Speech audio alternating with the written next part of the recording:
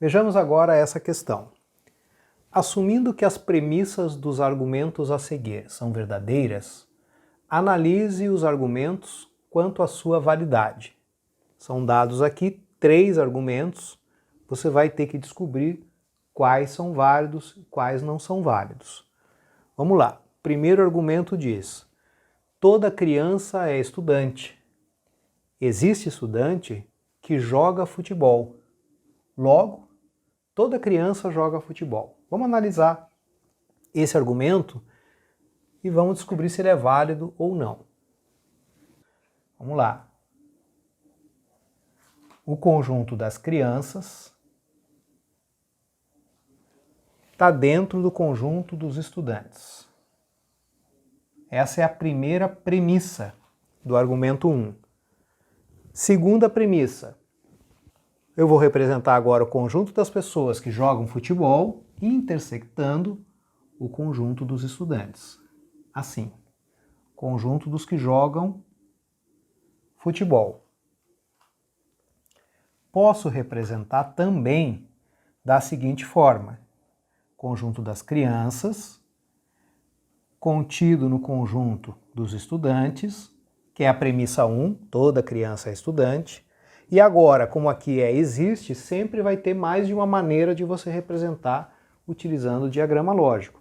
Uma é assim e a outra é o conjunto dos estudantes e o conjunto das pessoas que jogam futebol se intersectando, tendo pontos em comum. Isso não vai mudar, vai aparecer sempre, tá? Mas observe que aqui eu fiz o conjunto dos que jogam futebol não tocando o conjunto das crianças, mas pode tocar. Então pode ser assim, ó. O conjunto das pessoas que jogam futebol intersectando o conjunto dos estudantes, e isso vai ter que ser mesmo, porque ele está dizendo que existe estudante que joga futebol, mas também intersectando o conjunto das crianças. Então esses são os 2 diagramas possíveis para as premissas desse argumento. Agora vamos analisar a conclusão. O que tem que acontecer para o argumento ser válido? A conclusão tem que estar representada tanto nesse diagrama como nesse. Caso a conclusão não esteja representada em um deles ou em nenhum deles, o argumento não é válido. É isso que vai caracterizar um argumento como válido e não válido, tá? Vamos lá. A conclusão é qual? Toda criança joga futebol. Está de acordo com esse diagrama de Venn? Toda criança joga futebol? Não. Olha aqui, ó. Tem uma criança aqui que não joga futebol. Pronto, argumento inválido. Não preciso nem analisar esse aqui. Se eu venho e analiso esse aqui, você vê que aqui tampouco vale, ó. Pega uma criança qualquer, ela não joga futebol. Aqui nesse caso, desse diagrama, nenhuma criança joga futebol. Nesse diagrama ainda tem algumas que jogam, por exemplo, as que estão aqui na interseção. Porém, não é verdade que toda criança joga futebol. Nem nesse diagrama, nem nesse. Mas bastaria não ser verdadeiro em um deles. Aqui é pior, não é em nenhum deles. Então esse argumento aqui não tem nada de válido. Argumento inválido. Tá bom? Vamos então aqui marcar com X o argumento 1, já para deixar indicado que é um argumento que não é válido, tá? E vamos analisar agora o argumento 2. Será que ele é válido ou não? O argumento 2 diz o seguinte: se Bruna é professora, então Bruna não pratica esportes. Essa é a primeira premissa do argumento 2. Segunda premissa: Bruna pratica esportes. E aí a conclusão é: Bruna não é professora. Perceba que no caso do argumento 2 está sendo utilizado conectivo lógico. Aqui você tem uma proposição composta. Se, então. Nesse caso, eu posso analisar se o argumento é verdadeiro ou não usando tabela verdade. Tá? Você não precisa utilizar diagrama lógico. Dá para usar também, mas aqui é melhor utilizar tabela verdade. O que você vai precisar lembrar?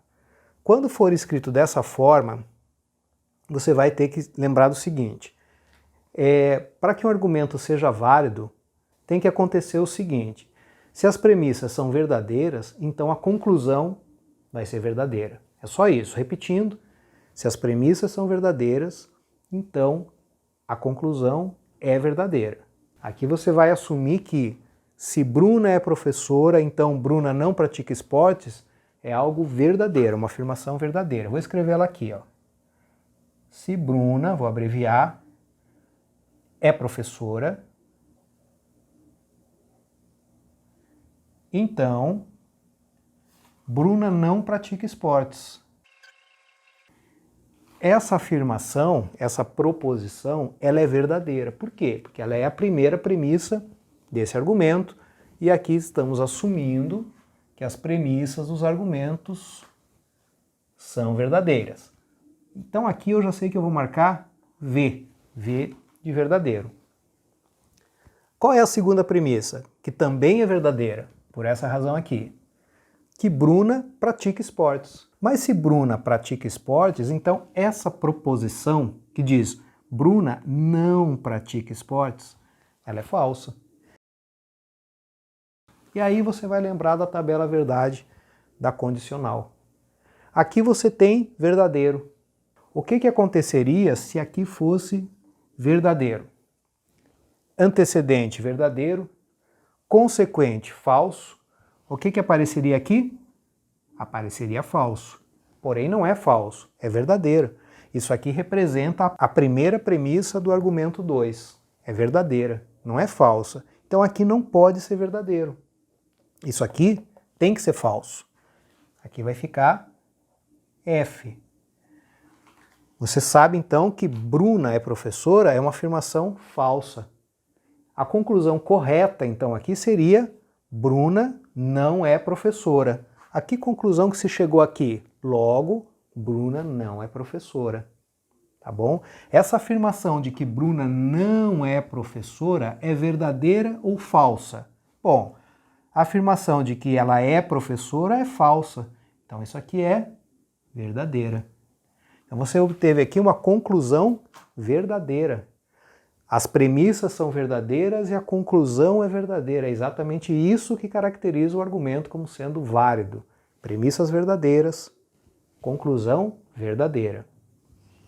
Portanto, o argumento 2, ok, é um argumento válido. Tá bom? Vamos analisar já as alternativas aqui, ver se dá para a gente tirar alguma conclusão. Bom, alternativa A, o argumento 1 é válido. Não, a gente já sabe que não é válido.